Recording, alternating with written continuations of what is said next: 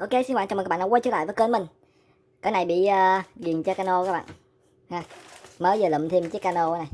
Chiếc này thì nó rẻ hơn chiếc cũ, cái chiếc đằng trước ấy. Là chiếc này nó chỉ có 530 thôi, mua trên Shopee ấy. Cái này thì cái chắc nhiều bạn biết rồi. Ha, con này thì cũng không lạ gì các bạn rồi. Con này là UDI, mình nhớ không lầm là 001 thì phải. Một chiếc cano với giá thành rất là rẻ, nhưng mà đồ chơi trang bị trên người của nó thì rất là nhiều. Nói chung là không thiếu cái gì hết ấy. Thứ nhất nè, rồi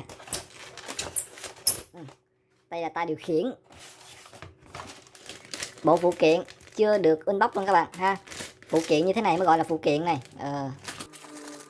Dây sạc của nó các bạn, cái bọc này nó cũng không có gì là nhăn nhíu hết trơn luôn các bạn ha, chứng tỏ đây là hàng mới. Rồi cái đuôi, cái con này thì mình cũng không biết là nó có hộp hay không, nhưng mà khi mà mình nhận thì nó chỉ có cái thùng xốp như thế này thôi. Nhưng mà thôi kệ, giá thành nó khá là rẻ rồi cho nên là cũng không thể nào đòi hỏi hơn nhiều được nữa. Rồi bây giờ mình mới chính thức xé được cái bộ phụ kiện này.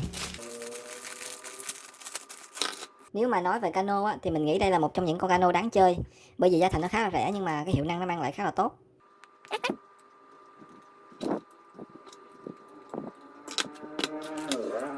Cái bảo vệ mũi tàu có khi nào lắp vô đâu.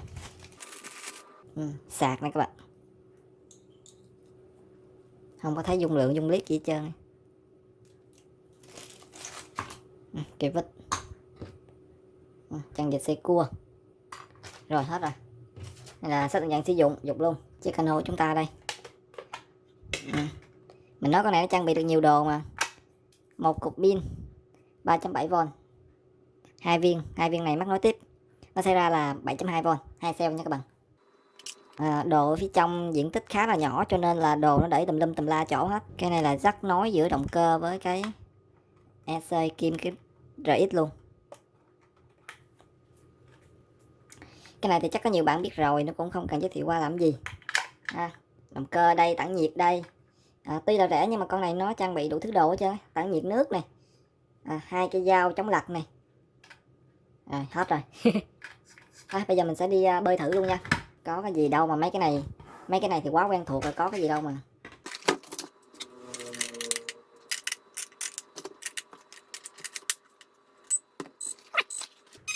Đừng có kêu vậy bạn.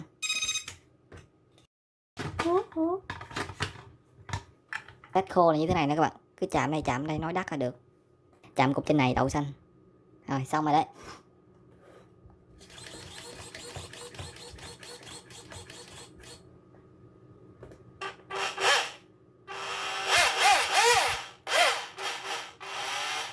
Yếu xìu.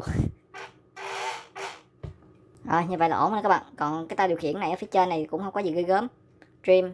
Trim cho động cơ, trim cho servo thôi. Cái này quá quen thuộc với các bạn rồi. Rồi đánh nhanh rút gọn, bây giờ là mình đi test thử cho các bạn luôn nha.